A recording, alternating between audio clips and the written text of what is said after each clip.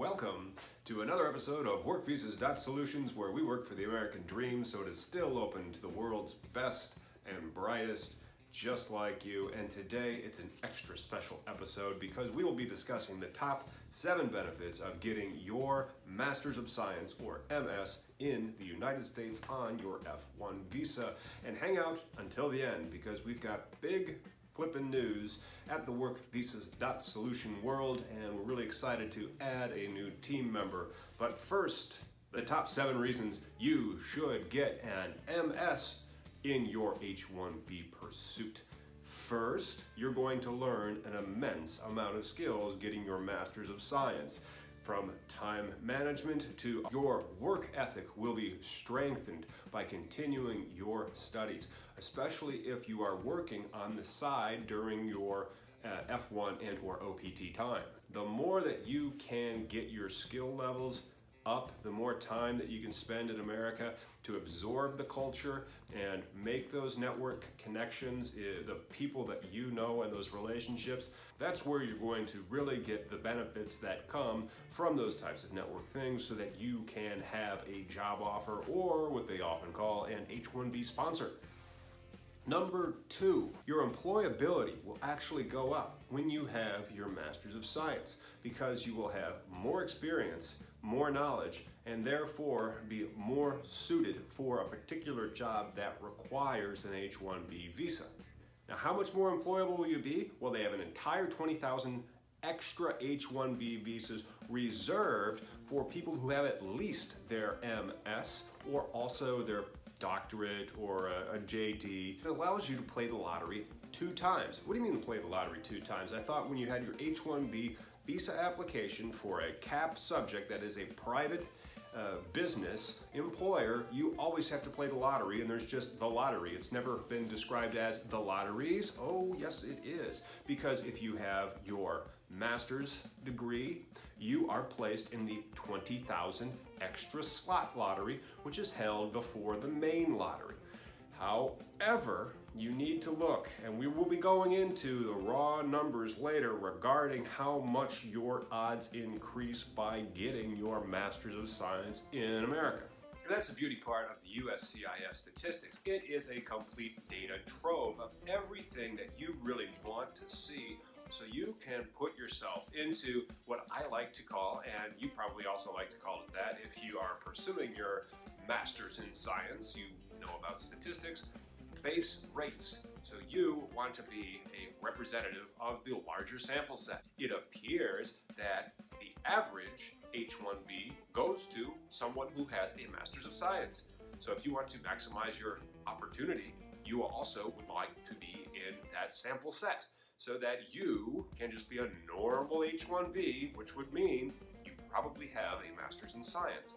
From the numbers, you see that there is basically a 0% chance that anyone without at least a bachelor's degree can get an H1B visa.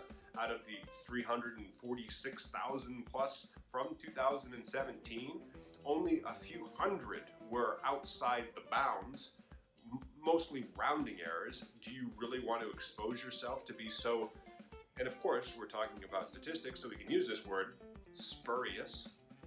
No, you want to be normal. Why do you want to be normal? Because the next benefit of getting your Masters of Science, as opposed to just a bachelor's, or even worse, if you have a foreign degree and then you need an expert to vouch for you having a combination of a degree from a different country plus experience to equate to a bachelor's degree, you can just skip all that by having your Masters of Science.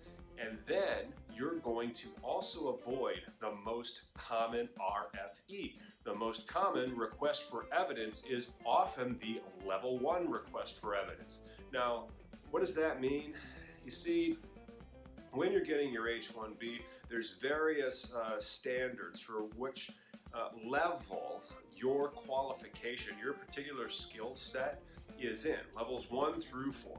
So if you are just in a level 1, more of the bachelor's who's just getting out of college, not that old, not that much experience, they'll be in the level 1. You're not going to be in the level 1, you're going to be above that because you've spent more time on your skill set. So now you're going to go into level 2 or level 3, maybe even level 4, depending on how much education and experience that you've gained from getting your at least master's in science. Which leads us to the next point. So you're less likely to get an RFE, plus because you're getting your master's, you're able to take more swings of the bat at that H1B visa lottery. And perhaps you actually can avoid that H1B visa lottery because you're doing more education. And if you're really good at school, perhaps you should be looking into getting a job as researching something. Maybe you can develop your own library. You might help create the next React. That would be pretty sweet, right? Now, of course, React was created by an H1B dependent company called Facebook.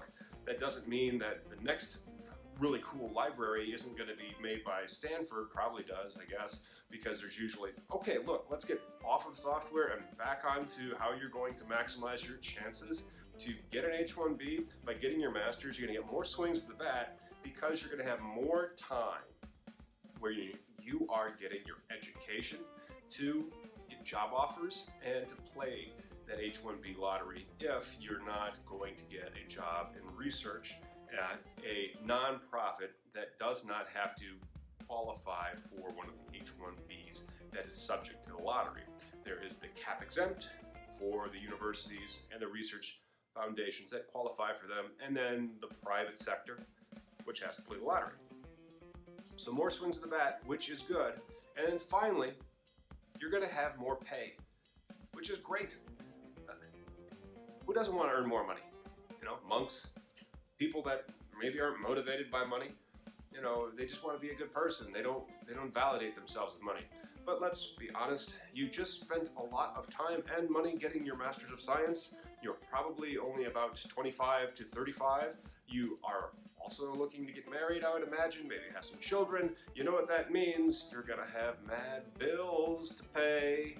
And because you got your Master's of Science, so that you could avoid the level 1 RFE, you'll be at a higher level for salary.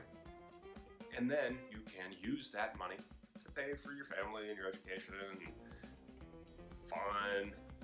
Those are the big 7 upsides for your Master's of Science in your quest to become an H1B visa holder so that you can realize your American dream and do everything amazing.